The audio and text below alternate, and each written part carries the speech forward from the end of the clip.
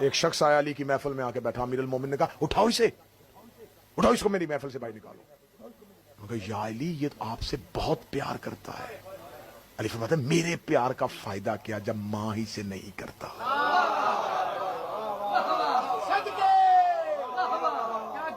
کسی صحابی نے اسے جا کے کہا علی نے کہا ہے کہ تو ماں سے پیار نہیں کرتا اور علی تم سے پیار نہیں کرتا۔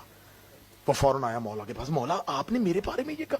مولا میں اس لیے نہیں کرتا، مولا وہ چھوٹی چھوٹی باتوں پہ بار بار اصرار کرتی ہے تو اس لیے تھوڑا سا میں اس لیے ان چیزوں سے کتراتا ہوں، مولا آپ سے تو پیار کرتا ہوں۔ مولا فرماتے ہیں اس کی گود نے تمہیں مجھ سے پیار کرنے پہ مجبور کیا ہے،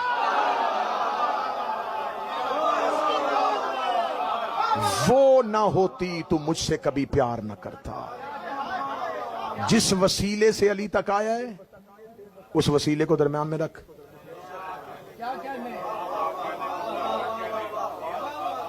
تیری ماں تھی جس تربیت نے تجھے مجھ تک پہنچایا، تو وسیلہ چھوڑ کے آ رہا ہے، علی وسیلہ نہیں چھوڑے گا۔